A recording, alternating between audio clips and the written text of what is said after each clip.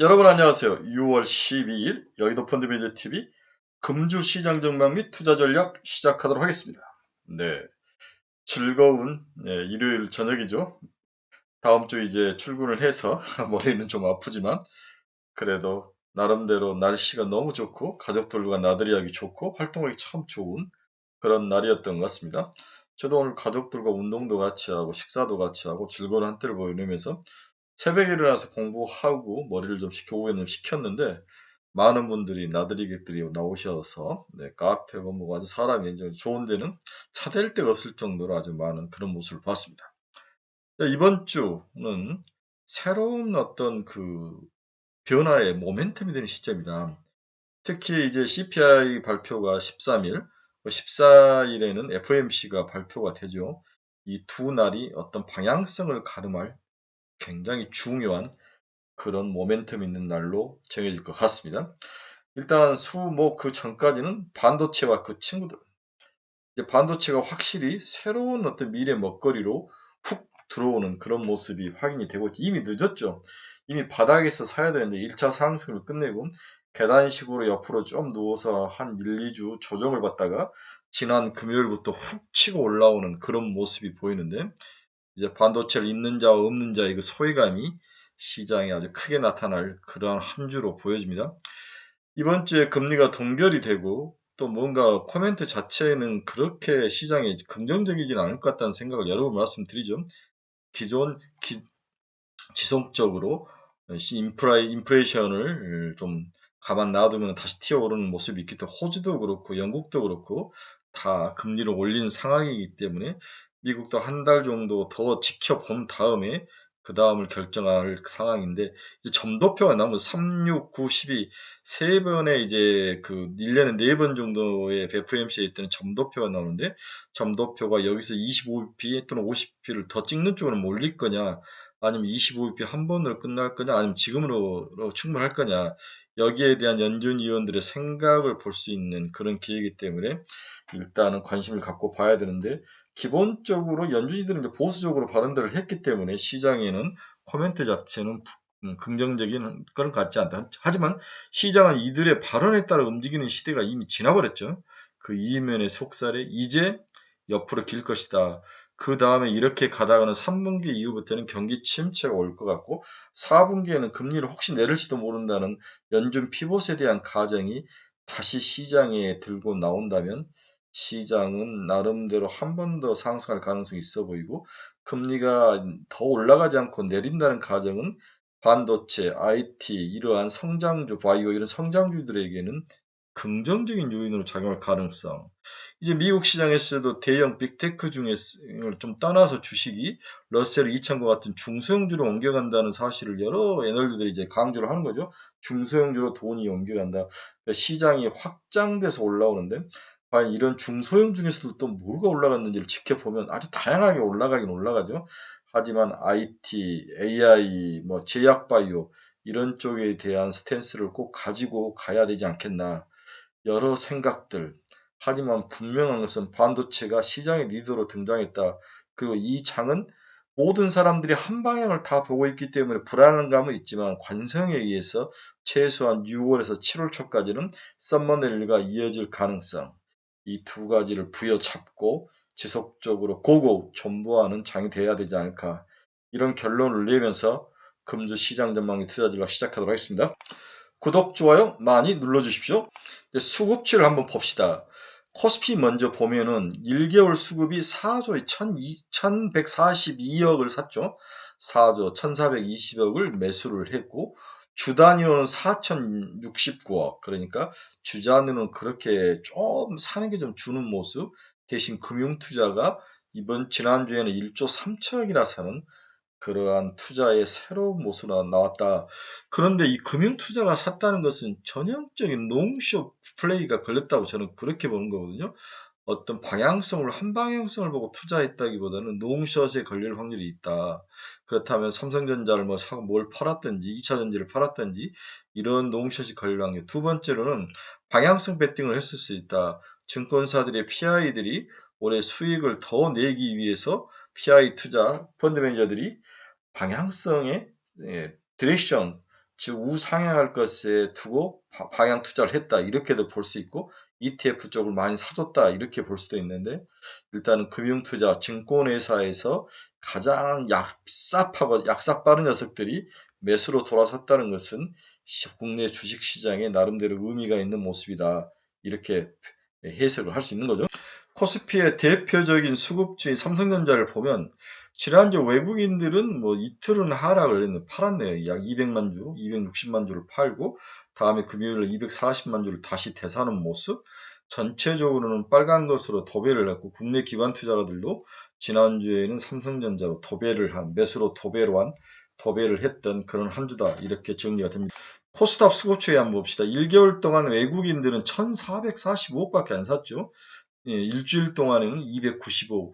외국인들은 코스닥에서는 그렇게 지금 우리나라에서 큰 걸 사고 있는 것 같지 않은데 반대로 금융투자가 5,800억이나 1개월 동안 사고 일주일 동안도 2,900억을 사면서 지금 현재 시장 코스피와 그리고 코스닥의 가장 큰 주체는 금융투자, 즉 증권회사 애들이 샀다. 그 원인을 제가 세 가지라고 이야기를 했죠. 방향성 트랙션, 롱숏, 그 다음에 ETF의 자금 유입 이렇게 볼 수 있을 것 같습니다.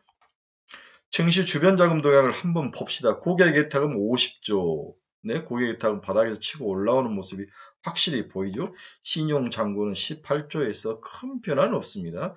살짝 올라오긴 했지만 큰 변화는 없고 고객 예탁금이 좀 늘어나는 바닥 50조에서 치고 올라오는 그런 모습이 보이죠. 그래서 52조까지 올라갔다가 빠졌다가 다시 50.7조 살짝 올라오는 그런 모습을 보이고 있습니다. 고객 예탁금도 그렇게 많이 올라온 것 같지는 않다. 하지만 빠지지는 않는다. 이렇게 이해를 해야 되는 거죠.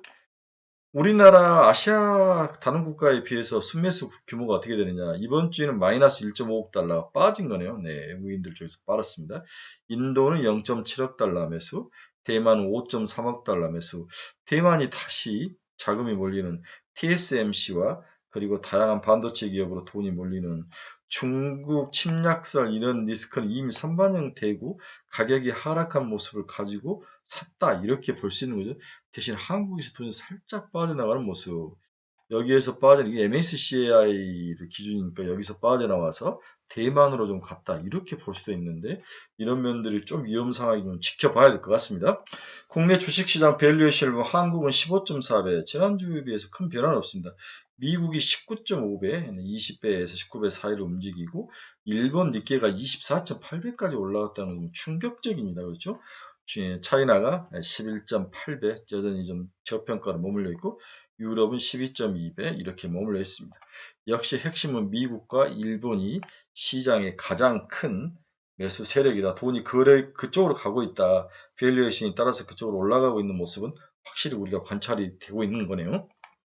제가 아침에 이제 이 자료를 만들면서 많은 고민을 했죠. 다양하게 막 쓸 거냐, 아니면 뭔가 하나를 툭 집어가지고 집중적으로 쓸 거냐, 이런 고민을 하다가 하반기 빅테크, 그 다음에 그 중에서 반도체, 이 두 가지만을 보고 좀 쓰는 게 어떻게가, 이것저것 쓰는 것보다는 제 생각을 여기에 몰아 때려서 집중해 쓰는 것도 의미가 있을 것 같다. 그래서 첫 번째 질문은 하반기 빅테크 반도체는 더 가는 것인가? 이 질문에 대한 것들을 한번 풀어보도록 하겠습니다. 결론적으로 반도체 또는 빅테크는 더 갈 것이다. 결국 시장의 위험선호 현상의 배경에는 많은 불안의 벽들이 해결되고 새로운 성장 동력이 AI를 중심으로 집중되며 여기에 글로벌 관심사와 그리고 2차 전지, IT 기기 섹터들의 과거 투자 경험상 첫 삽을 뜰 때 뭔가 치고 올라올 때 들어가야 먹을 것이 많다는 그러한 과거 경험적인 생각들이 이런 인사이트가 결합되면서 집중적으로 AI, 빅테크와 반도체로 돈이 쏠리고 있다. 특히 AI 쪽으로 돈이 확 쏠리고 있는 것은 사실이죠. 여기에 샘 알트만이라는 챗 오픈 AI의 사장이 오면서 우리나라에 더 불을 지르고 가는 모습입니다. 정치적으로 거의 모든 국가가 내년에 선거를 앞둔 것도 과감하게 유동성을 줄일 수 없는 그런 정치적 환경, 또한 주식시장에 부활을 해야 그리고 새로운 먹거리를 찾아야 그 선거에 좀 유리한 환경, 이런 이벤트도 실질적으로 겉으로는 막 돈을 이렇게 빨아들이고 있지만 속으로 풀고 있는 거. 미국은 좀 걷어들이는데 반대로 중국과 일본이 돈을 풀고 있다고 제가 이것들이 글로벌 시장을 다 희석시키고 있다 여러 번 이야기를 해드렸죠. 이제 중요한 것은 빅테크 기업들의 주가 유지, 지속 유지 가능성이 어떻게 될 거냐. 빅테크 기업들의 주가적이니까 지속적으로 상승으로 유지될 것이냐. 여기에 이제 우리 관심이 쏠린 거다. AI가 쏘아올린 기대는 점점 식지 않고 위험선호 전반을 견인하면서 확장되고 있다. 이게 현재 나타난 그 모습인데 이게 이번 주에도 지속적으로 사그라들지 않고 더 갈 것이다. 저는 이렇게 여러분들에게 감히 확언을 해드리고 싶네요. 현재 빅테크 합산 12개월 포워드 P는 29.6배로 지난 고점에 근접을 하고 있다. 기술적 지표는 분명 과열 시그널이 확인이 되고 있다. 다만 이익 추정치의 강력한 반등이 현재 밸류에이션 부담을 제어하고 있다는 사실을 꼭 기억해야 할 것이다. 아, 그렇군요. 지금 밸류에이션 자체로는 고평가이지만 향후의 이익 상승률이 충분히 이 고밸류에이션을 희석시킬 수 있다. 대표적인 게 반도체죠. 지금 삼성전자가 25배 정도까지 올라왔으니까 내년에는 12배까지 빠지는데 결국 수익이 창출되면서 펄을 떨어뜨릴 것이다.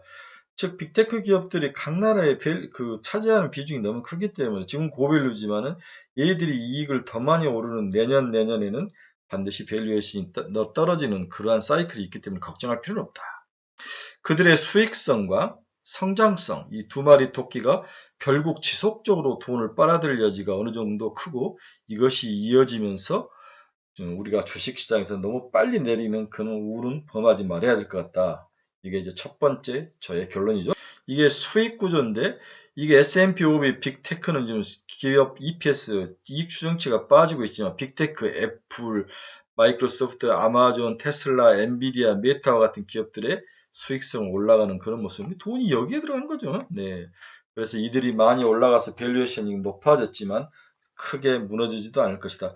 그렇다면 얘들이 무너지지 않고 살짝살짝 1차 상승을 끝내고 옆으로 행보하거나 슬라이스하게 올라가는데 돈이 이제 S&P 500 빅테크 중에서 향후의 수익성이 좋을 것, 저평가된 것 위주로 순환매로 돌아온다는 게 현재의 가장 큰 특징이죠. 결국 빅테크와 S&P 500의 테크가 함께 결합해서 주식시장에 올라가는 그런 서머넬리 장이 우리가 가장 원하는 그런 큰 그림이다. 저는 이 장이 6월, 7월까지 펼쳐질 것이다. 여름 지나고는 장을 좀 줄여야 되는 게 아니야. 그때까지는 더 누리며 가야 될 것 같다. 빨리 내리지 마라. 이 이야기를 하는 거죠. 자, 두 번째는 중소형 기술주가 강세로 지금 돌아서 나 앞에도 그 이야기를 하는데 빅테크들이 일자 시장을 리딩을 했고 좀 쉬어가는 과정 속에서 S&P 500이라든지 러셀 2000에 속한 중소형주들이 시장에서 큰 시세를 내고 미국적인 올라가고 있는 거죠. 위험자산인 중소형주로 투자의 확장이 나타나는 중이다. 전형적인 강세장의 특징이다. 이 특징이 미국 시장에서 먼저 나타났다는 거죠. 그렇다면 미국이 먼저 이러한 모습을 나타낸다면 한국이 그 다음에 따라갈 확률이 높다. 이렇게 이해를 하시면 될 것 같네요. 자, S&P 500 지수와 러셀 2000 지수가 수익률 격차가 생겼는데 이것들이 이제 좁혀질 광자. 얘가 내려오기보다는 러셀 2000 수익 관련된 빅테크 테크주들이 올라가서 수익률을 좁히면서 저평가 영역을 메꿀 가능성, 이 가능성에 우리가 투자를 해야 된다. 이렇게 생각을 해야 되는 거죠. 따라서 미국이 이번 주나 6월 중반까지 지속적으로 중소형주가 치고 올라간다면 한국도 중소형 관련주 이러한 것들이 갭을 메꾸며 쫓아 올라올 것이다. 이거에 대해 대비를 해야 된다. 이런 생각을 해봅니다. 근데 실질적으로 이제 한국의 중소형주를 보면 거의 모든 주식들이 바닥에서 50%씩 다 올라와 있는데 추가로 오를 것이냐 이 이제 질문 하나 하고 두 번째는 그럼 어떤 중소형주가 올라올 것이냐 이 두 가지 질문 이게 이제 우리들이 해결해야 될 그런 문제죠. 그래서 소형주 내년 인정한다. 오케이 올 것이다. 기술주의 붕괴보단 소형주 중 누가 올라가느냐에 우리가 더 큰 관심을 갖는 게 중요하다. 소형주와 초소형주가 빅테크주의 수익률을 따라잡든지 메가갭 기술주 8개의 주가가 붕괴하든지 둘 중 하나는 일어날 것이다. 그렇지만 시장은 빅테크가 무너진 것보다는 소형주와 초소형주의 수익률이 올라가면서 갭을 메꿀 것이다. 이렇게 예상을 한 거죠. 챗 GPT의 AI 열풍이 마이크로소프트와 엔비디아 주가를 끌어올리고 마이크로소프트 AI 검색에 구글이 매우 긴장하고 있다. 앞으로 수개월간 랠리에 참여하는 종목이 늘고 전반적인 증시의 힘이 개선되면서 기술주의를 제외한 나머지 분야의 수익률을 따라잡기가 이어질 것이다. AI 기대가 아직 꺾이지 않았기 때문에 매각의 기술주와의 주가가 급락하기보다는 소형주 상대로 이러한 종목이 더 오르면서 갭을 메꿀 것이다. 이게 이제 미국 쪽의 기본적인 시각이죠. 작년 10월 이후 대부분의 상승은 경기 순환 성장주, 다시 말해 기술주가 주도했지만 이제는 기초 소재, 제조, 뭐 자동차라든지 금융, 바닥에 있는 금융과 같은 경기 순환 가치주가 퍼를 가치주가 기술주의 주가 수익 퍼를 따라잡으며 올 3분기까지 랠리를 주도할 것이다. 이들의 퍼가 한 단계 더 올라갈 수 있다면 빅테크주들의 퍼가 너무 고평가되어 있는데 이들이 내려오기보다는 그애들보다 더 낮게 깔려있는 초중소형주나 소형주의 퍼가 올라오면서 밸류에이션이 올라오면서 주가가 상승할 가능성. 특히 반도체, 2차전지, 제약바이오의 기술주, 부품주, 소재주, 신약개발주들의 성장이 3분기를 리딩할 것으로 봐야 한다. 개인적으로 우리는 반도체 서프라이 체인에 있는 소재, 부품, 후공정 기술주에 집중하는 투자 전략을 세워야 할 것이다. 이것저것 쫓아가다가는 아무것도 할 수 없기 때문에 우리는 반도체 하나는 확실하게 찍고 여기에 이제 2차전지 중에서 바닥에서 조정을 받고 올라오는 애들을 섞고 제약바이오를 좀 섞고 그 다음에 AI 관련돼서 많이 올랐다가 조정을 받았던 종목을 좀 섞어주는 이 4개 정도 플레이면 충분치 않을까. 여기에 이제 미용, 의료기기, 그 다음에 이제 챗 GPT의 실질적으로 AI의 실질적으로 수요가 전망되는 의료 영상 분야의 그런 모습들이 이제 시세를 냈는데 이들은 살짝 또 쉬어갈 확률이 있으니까 주의를 해야 될 것 같아요. 지금 반도체를 두고 올라갔다가 내려와서 조정을 받는 애들을 위주로 그 중에서 골라서 선별하는 투자 전략을 확실히 여러분들이 초이스 피킹을 해야 되는 게 아니고 이것저것 쫓아가다는 아무도 쫓아갈 수 없다는 것을 꼭 기억하시기 바랍니다. 자, 그럼 좀 더 구체적으로 IT 분야에서는 우리가 3분기부터 어떤 종목에 집중해서 봐야 될 것인가? 첫 번째는 아이폰 15의 판매 증가 가능성에 우리가 좀 관심을 가져야 될 것 같다. 애플은 우려에도 불구하고 2023년 상반기 예상보다 양호한 아이폰 14 시리즈 판매량을 달성 중인데 올 9월 출시 예정인 아이폰 15 시리즈도 역시 하드웨어 변화가 예정되어 있어 판매 호조가 전망이 되고 있다. 하드웨어 변화. 어떤 하드웨어 변화가 있느냐? 전 모델에 USB-C 커넥터가 탑재가 되고 아이폰 15 프로 맥스 모델에 적용될 폴디즌 카메라의 모듈, 아이폰 15 플러스와 아이폰 12에 적용될 다이나믹 디스플레이와 4800만 화소 카메라 등이 예상되어 있는 상황입니다. 네, 추가적으로 2022년 11월에 정조국의 코로나19 확산 영향으로 출하량이 급감했던 아이폰 14 시리즈 교체 수요가 대거 남아있는 것으로 예상되어 판매량이 기대치를 상회할 것으로 우리가 예상을 하고 있습니다. 참고로 시장은 아이폰 15 시리즈 출하량이 7,360만 대를 기록하며 전작 대비 크게 늘어날 거로 아이폰 15에 대한 기대감을 가지고 있습니다. 업체별로 스마트폰 출하량이 삼성이 줄고 2023년은 줄고 애플은 반대로 늘어나는 모습. 나머지는 다 주는 거죠. 자, 구체적으로 애플의 아이폰 15가 매력적일 수 있다. 여기에 관련된 수혜주를 찾아서 미리 도를 놓는 것은 필요하다. 그 이야기를 했고 두 번째로는 삼성전자 폴더블 디바이스도 나름대로 나쁜 것 같진 않다. 성장이 둔화된 스마트폰 시장에서 지속적인 성장이 기대되는 세그먼트는 폴더블 스마트폰이다. 특히 23년 출시된 갤럭시 Z 폴드 5나 G 플립 5는 상품성 및 디자인 개선성으로 판매 호조가 전망이 되고 있다. 중기적으로 침투율 증가 및 폴더블 디바이스 다변화로 지속적인 성장세가 가능할 것으로 시장은 예상을 하고 있습니다. 폴더블 스마트폰 출시했을 때의 기대보다 판매가 부진하긴 했습니다. 특히 2022년 출시된 갤럭시 Z 시리즈는 전작과 변화가 없어서 판매량이 시장 기대치를 하회하면서 좀 적게 팔렸습니다. 하지만 이번에는 좀 뭐가 달라졌다는 거죠. 하지만 2023년 하반기 출시될 삼성전자의 갤럭시 Z 시리즈는 전자 대비 상품성과 디자인이 개선되어 기대치를 상회할 것으로 시장은 전망을 하고 있습니다. 따라서 여기 관련주들도 우리가 더 깊게 봐야 되죠. 그럼 시장에 예상하는 신형 갤럭시 Z 시리즈 주요 변화는 뭐냐? 첫째는 모든 모델 화면의 주름을 없애줄 수 있는 물방울 힌지가 탑재되어 있다. 힌지. 네. 그렇죠? 네. KH-바텍.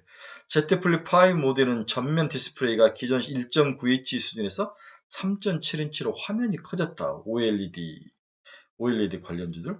판매량 측면에서 삼성전자는 기존 2022년 약 1000만 대에서 2024년 1300만 대, 24년 1500만 대 수준으로 향후 폴더블이 상승할 것이다. 이 가능성이 우리가 배팅을 하는 거죠. 글로벌 출하량의 경우 2020년 약 1300만 대 수준에서 24년 1800만 대, 24년 2300만 대 수준으로 전망을 하고 있다. 중기적으로 스마트뿐만 아니라 폴더블 태블릿도 제품이 신규로 나올 가능성, 노트북도 태블릿, 폴더블 등 다양한 IT 기기에서 폴더블 폼 팩터가 적용될 가능성이 지속적으로 높아질 것이다. 특히 삼성전자의 경우 빠르면 2024년 폴더블 태블릿을 출시할 가능성이 있고 애플도 관련 제품을 개발하고 있어 관련 시장 및 부품 업체들의 지속적인 성장 가능성이 높다고 판단이 되고 있다. 여기에 있는 주름을 없애주는 물방울 힌지, 그리고 화면이 여기보다 여기가 훨씬 더 커지는 것을 볼 수가 있죠. 이렇게 폼 팩터가 변화되면서 사람들의 시선을 끌고 1300만 대, 그렇게 나쁜 판매량은 기록지 않을 것이다. 이 예상을 시장이 하고 있습니다. 따라서 폴더블 관련주들이 이미 시장에서 치고 올라왔는데 한번 쉬었다가 다시 치고 올라갈 가능성도 우리가 하반기에는 좀 대비를 해야 되는 게 아니냐. 이게 제 생각이죠. 자, 두 번째의 퀘스천은 애플 비전 프로를 어떻게 봐야 되는 거냐. 이 애플 비전 프로를 안 된다라고 X를 치면 이건 바보 멍충이 같은 투자 전략이죠. 애플 비전 프로는 시간의 문제이지 시장의 새로운 변화, 물결의 핵심이 될 것이다. 따라서 이걸 좀 해부해보는 그런 시간을 좀 가져보도록 하겠습니다. 먼저 스펙을 봅시다. 기기 스펙. 비전 프로는 VR과 AR이 모두 가능한 헤드셋 기기로 주요 하드웨어 스펙을 살펴보면 M2와 이미지 데이터 처리용 전용 반도체 칩인 아우론 칩, M2 칩하고 이미지 데이터 처리용 전용 반도체 칩 아론, 이미지 처리가 있군요. 그리고 낸드는 512기가, DRAM은 12기가 메모리, 이렇게 기본적으로 되어 있다. 여기서 가장 중요한 것은 M2 칩을 쓴 것과 이미지 데이터를 처리하는 전용 반도체 칩 아론 칩을 넣었다는 거죠. 그 다음 1.3인치 OLEDOS 8K 디스플레이. OLEDOS 정말 중요한 단어 나왔습니다. 여러분 다시 한번 꼭 기억합시다. OLEDOS 뒤에서 설명해 드릴게요. 두 개의 3D 센싱을 포함한 14개의 카메라 모듈. 카메라 모듈이 14개가 들어가는. 배터리는 웨이브 배터리로 케이블로 연결할 경우 2시간 사용할 수 있다. 가격은 3,499달러. 당초 예상보다 높은 수준의 판매될 예정이며 출시 예정은 4년 초. 초기 수량이 약 몇십만 대 수준으로 알려졌으며 대중을 위한 양산품은 2025년 1년 후에 출시될 가능성이 높다. 가격이 그때는 반으로 떨어질 확률이 높아 보이죠?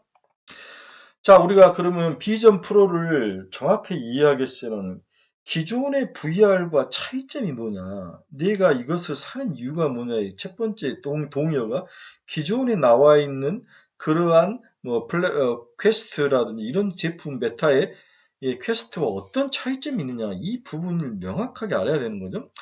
애플 비전 프로가 기존 XR 기기와 차별화되는 점은 자체 플랫폼 비전 OS와 자체 플랫폼 비전 OS를 가지고 있고 고성능 반도체 M2 칩과 이미지 처리 전용 반도체 칩 아론을 활용해 XR 기기를 차세대 컴퓨팅 디바이스로 활용할 수 있게 설계되었다. 차세대 컴퓨터로 봤다는 거죠. 즉 내가 눈에 쓰고 다닐 수 있는 컴퓨터로 봤다는 거죠. 현재까지 시장에 나온 XR 기기가 시장 확대의 가장 큰 걸림돌이 뭐냐면 제한적인 활용도였다는, 게임 이해는 할 게 없었다는 거죠. 특히 메타 플랫폼스의 퀘스트 2 시리즈는 VR 게임을 대중화시키면서 초반에는 빠르게 성장했으나 최근에는 하드웨어 한계와 킬러 애플리케이션 부재 등으로 판매 감소를 기록하고 있는 상황이다. 시장 확대의 한계점을 체감한 메타 플랫폼스는 퀘스트 프로를 출시하며 컴퓨터 업무 및 B2B 활용을 본격화하는 전략을 추구하고 있으나 반도체 등 하드웨어 기술력 부재와 XR 플랫폼 경쟁력 부족으로 인해 결국 소비자들에게 외면을 받은 결과로 실패하는 모습이 나타나고 있다. 정확하게 차이점이 나오네요. 자, 그러면 여기서 우리가 중요한 것은 퀘스트가 기존에 제품 XR은 퀘스트가 게임 이외에는 뭐 할 만한 게 없었다는 거죠. 네, 게임 이외에는 특별히 뭐 할 만한 게 없었는데 여기에 애플의 비전 프로는 그렇지 않다는 거죠. 여기 다양한 활용도 컴퓨터처럼 사용할 수 있다. 걔들의 다양한 기기, 아이폰, 뭐 노트북, 애플 노트북 뭔가를 다 사용해서 겪을 수 있고 여기에 얘들이 추가로 한 게 퀘스트와 다르게 컨텐츠 측면을 강조를 했다는 거예요. 비전 프로와 관련된 콘텐츠 파트너십을 체결했는데 첫 번째 디즈니, 향후 혁신적인 비전 프로에 맞는 기존 2D 영상이 입체적 형태로 나갈 것으로 언급을 하고 있습니다. 기존 콘텐츠 대화면으로 볼 수 있을 뿐 아니라 XR 이용한 전원 콘텐츠도 확대할 것으로 서로 계약을 맺었다는 거죠. 파트너십 이외에 애플 TV 플러스를 활용해 자체 XR 콘텐츠도 선보일 계획이다. 결국 얘들은 웹과 컨텐츠와 이런 것들을 통해서 퀘스트2가 가지고 있는 그러한 한계점, 별로 볼 것이 없고 할 것이 없는 것들을 우리가 극복을 한다는 거죠. 게임의 경우 플레이스테이션 5 컨트롤을 연동해 애플 아케이드 게임 약 100여 종을 출시를 함께 즐길 수 있도록 할 예정이다. 오케이. 애플 아케이드 게임을 이용해서 서로 협업을 한다는 거죠. 플레이스테이션 5와 같은 것들. 또한 애플은 유니티와 협업을 통해 게임 출시를 확대하겠다. 그러면서 유니티는 게임 개발의 엔진을 만들어주는 기본적인 코딩을 해주는 회사인데 이 회사를 합해서 누구나 빠르게 이 비전 프로에 알맞는 그러한 게임이라든지 어떤 플랫폼, 어떤 콘텐츠를 만들 수 있는 것들을 빨리 적용할 수 있도록 유니티와 협업을 한다. 여기서는 디즈니 플러스가 향후에 디즈니가 상승할 가능성, 유니티라는 좋은 회사, 플레이스테이션 같은 게임 회사, 이런 글로벌 회사들이 애플 비전 프로와 함께 협업을 한다면 기존의 퀘스트가 가지고 있던 문제점들을 많이 극복을 할 것이다. 그래서 내년 1년은 좀 뭐 찌그럭찌그럭하지만 24년부터는 본격적으로 기기 가격도 내려가고 뭔가 컨텐츠가를 채울 수 있다면 우리가 생각하는 것보다 그 상승 속도는 이렇게 가는 게 아니라 이렇게 갈 확률. 그렇죠. 기다가 바로 장착을 하면 이렇게 하는 이게 애플과 IT 산업의 핵심이지 않습니까? 이런 우상향의 폭발적인 우상향의 모습을 보일 것이다. 여기에 우리가 배팅을 해야 되는 거죠. 자, 두 번째 질문은 그러면 비전 프로는 왜 가격이 이렇게 비쌀까? 뭐 사람들은 뭐 여러 가지로 그냥 단순하게 봤는데 이걸 한번 뜯어본 거죠. 우리가 가장 궁금하면서도 쉽게 접근하기 어려운 게 비전 프로의 제조 원가 분석을 안 해봤다는 거죠. 왜 이렇게 비쌀까? 이 질문이었다는 거죠. 비전 프로 제조 원가가 1,519달러로 아이폰의 3배 수준에 달하고 있다. 시장이 파악한 애플 비전 프로의 제조 원가는 아이폰 최상위 모델인 아이폰 14 프로 맥스의 제조 원가 513달러 대비 3배나 가까운 1,519달러에 이르렀다는 거죠. 네, 굉장하네요. 네. 해당 기기는 차세대 IT 시장을 이끌어 나갈 가능성이 높고 부가가치가 높은 제품으로 원가 분석을 통한 관련 부품 시장 전망이 필수적이라고 판단이 되고 있다. 그러면 이렇게 시장이 주목하는 부품은 뭐가 있을까? 첫째, 아이폰 대비 원가가 확연히 높아지는 부품과 아이폰에는 들어가지 않았던 신규 부품이 비전 프로에 들어간 신규 부품 이 두 개를 봐야 되는 거죠. 아이폰에서 원가가 크게 상승한 부품은 디스플레이와 반도체 그리고 카메라를 포함한 광학 부품 이 세 가지가 높은 가격의 원인으로 분석이 되는 거죠. 디스플레이 가격이 올랐고 반도체가 고급 반도체가 들어가고 다양한 카메라가 들어가면서 가격이 가장 비싼 아이폰보다 3배가 높게 올라갈 수밖에 없는 그런 구조를 가지게 됐다. 이 사실을 우리가 이해를 해야 되는 거죠. 자, 신규 부품 OLEDOS, OLEDOS 디스플레이. 이 부분 여러분 정말 중요한 내용. OLEDOS 디스플레이. 자, 이미징 프로세스 반도체. 이것도 굉장히 중요하죠. 이미징 프로세스 반도체 그리고 저반 렌즈. 이 세 개가 애플 비전 프로의 가장 비싸게 되는 핵심 원인이 된다는 거죠. 그렇다면 이 세 개에 관련된 종목을 사야만 돈을 벌 수 있다고 이렇게 이해를 해야 되는 거죠. 먼저 비전 프로의 제조 원가 중 가장 큰 비중을 차지하는 부품들로는 디스플레이가 48.1%, 내부는 OLEDOS하고 외부 OLED 디스플레이가 장착이 됐고, 반도체는 15.1%의 전체 가격을 차지하고 있는데, 메인 프로세스와 이미지 처리 프로세스, 그리고 메모리 이렇게 세 개로 이루어졌고, 카메라 및 광학 부품 12.1%, 케이스 및 구조물이 9% 정도로 이루어져 있습니다. 부품 중 판매 단가가 가장 상승한 부품, 가장 가격이 많이 상승한 부품 디스플레이로 676.6%나 가격이 상승되어 있는 그러한 OLEDOS 디스플레이를 장착한다는 거죠. 아이폰 대비 원가가 크게 상승한 부품은 신규 탑재된 내부 OLEDOS 디스플레이로 추정이 되고 있다. OLEDOS 디스플레이는 판가는 패널 한정당 350달러로 기기에 패널 2장이 탑재되어 총 700달러에 육박한 것으로 파악이 되고 있다. OLEDOS 디스플레이가 들어가는데 2장이 들어가는 거죠. 350달러죠. 700달러. 참고로 아이폰 14 프로 맥스에 탑재된 OLED 디스플레이가 94달러라는 점을 고려한다면 비전 프로의 디스플레이 판가는 약 7배 가까이 상승한 셈이다. 오케이. 오늘을 딱 하나 고른다면 아이폰에 들어가는 디스플레이가 OLEDOS가 들어가는데 2장이 들어가는데 350달러짜리 2개가 들어가서 700달러이다. 아이폰 14 프로 맥스 가장 비싼 것이 94달러짜리에 7배짜리가 들어갔다는 거죠. 이걸 꼭 기억을 하셔야 됩니다. 그러면 우리가 시장에서 OLEDOS에 수혜주는 첫째 HB 테크놀로지 정도 볼 수 있죠. HB 테크놀로지는 이제 OLED 검사 장비로 우리가 많이 이야기되는 게 HB 테크놀로지. 다음에 SNS텍. 네, SNS텍은 평판 디스플레이, 장비와 반도체 제조, 부품 제조. 그렇죠? 네. 그 다음에 우리가 또 관심을 가져야 되는 게 선익 시스템, 또 야스. 그렇죠? 그 다음에 이제 우리가 또 보는 것은 힘스 뭐 이런 종목인데 OLEDOS 관련주들 중에서 HB 테크놀로지, SNS텍, 선익 시스템 이런 종목들을 봐야 되는 거죠. 디스플레이 다음으로 제조 원가가 크게 상승한 부품 카메라와 3D 센싱 모듈이다. 오케이. 카메라와 3D 센싱 모듈. 즉 저반 렌즈를 포함한 광학 부품이라는 거죠. 아이폰 14 프로 맥스에 탑재된 광학 부품의 총 원가는 82달러였으나 비전 프로에 탑재된 광학 부품의 원가는 184달러로 2배 이상 올라간 거다. 마지막으로 반도체의 경우 아이폰 14 프로 맥스에 탑재된 프로세스 원가가 114달러였던 것에 비해서 비전 프로에는 이미지 프로세스하고 다음에 뭐 DRAM 이런 것들이 들어갔는데 180달러로 약 40% 상승했다. 반도체 가격도 상승했다는 거죠. 이미지 프로세스라는 고가 반도체가 들어가기 때문에 메모리의 경우 아이폰 14 프로 맥스에 약 30.5달러가 투입됐는데 비전 프로에는 40% 상승한 50달러가 투입이 됐다.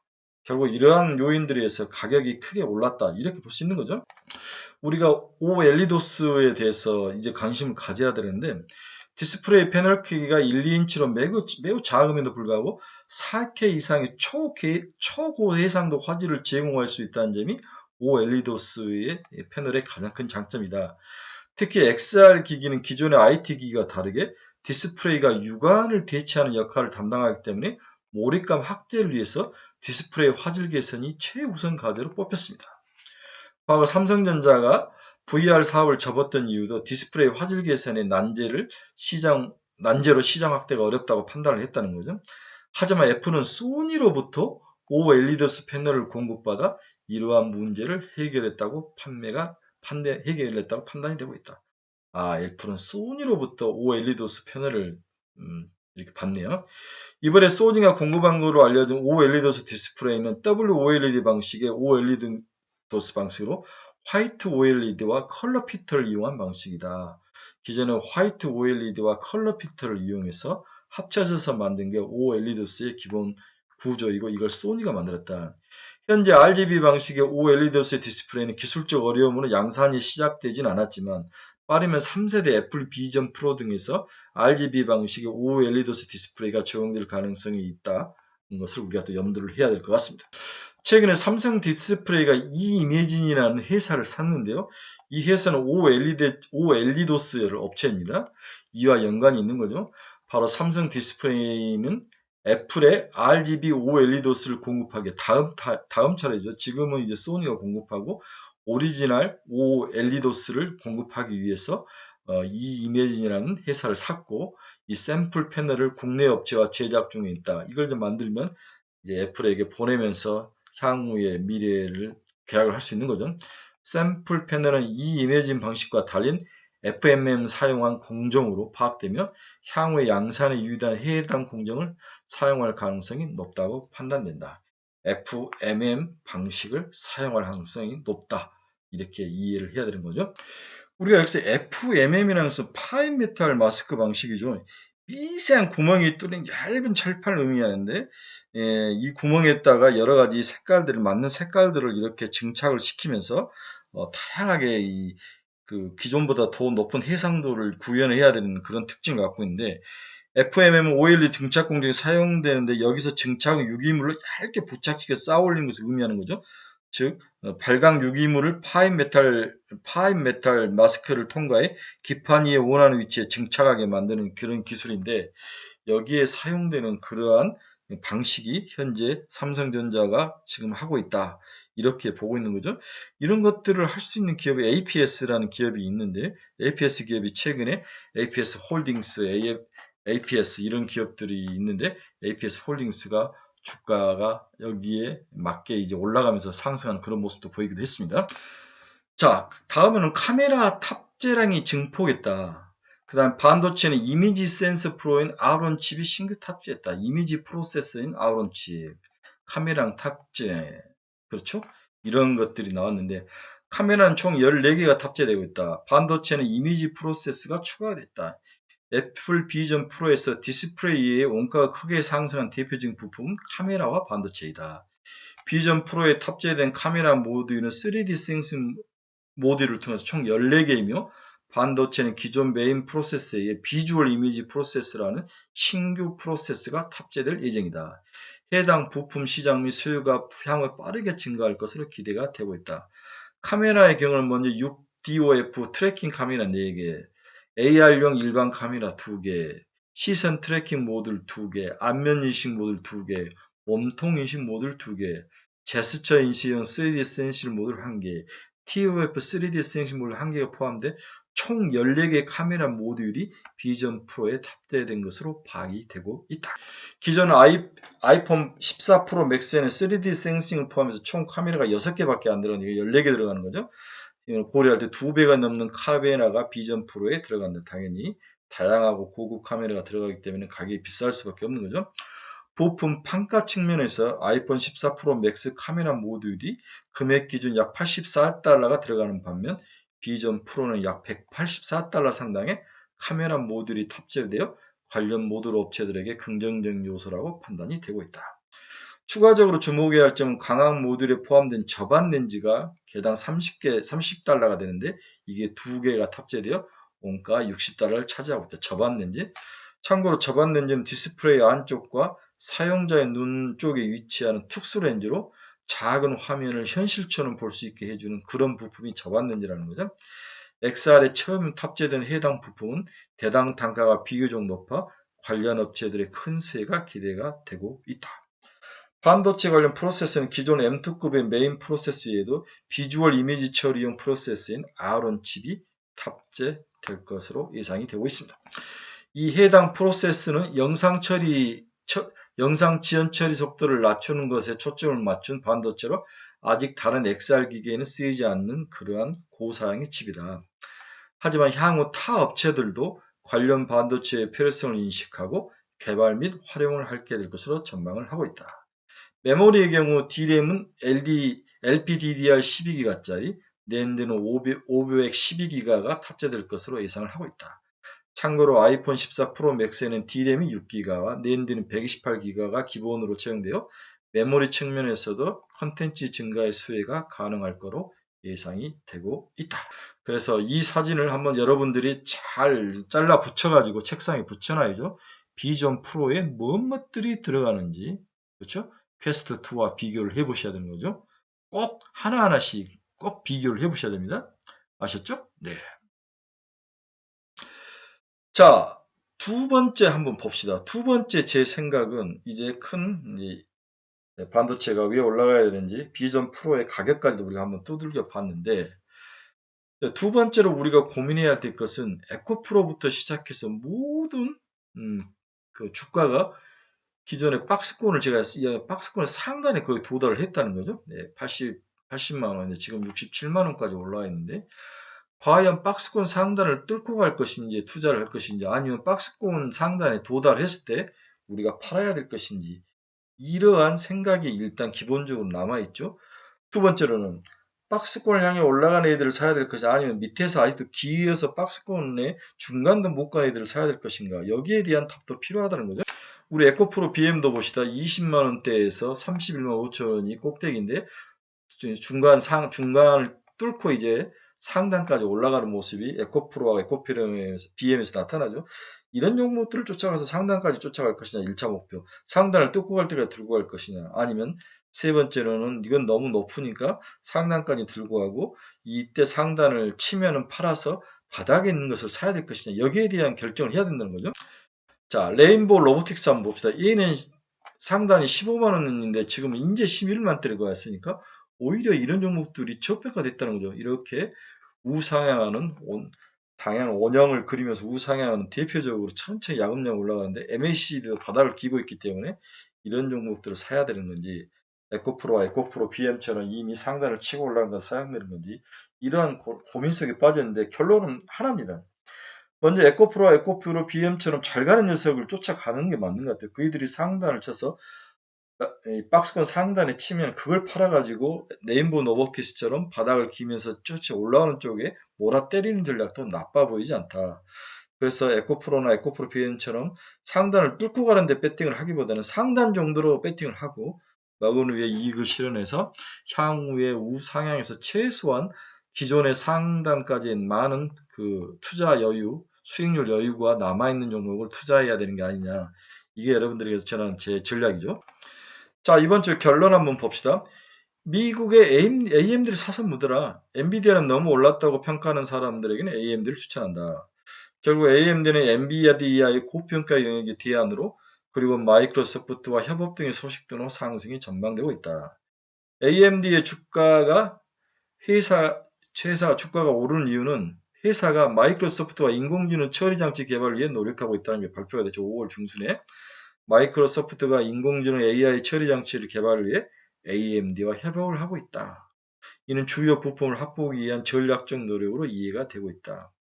마이크로소프트는 이를 위해서 AMD의 재정적 지원을 제공하고 있다는 소식도 들려오고 있다. 그럼 왜 마이크로소프트는 AMD를 그렇게 금가옥조적으로 협업을 하려고 하는 것인가?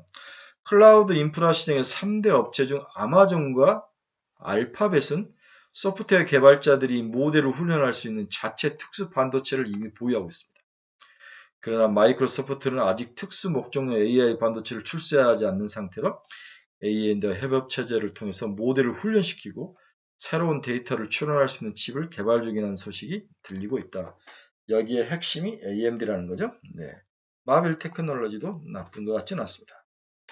아직 한국에서는 탄성력이 좋은 IT, AI 중소형주를 좀 사서 가져가는 것도 나쁠 건 아니다.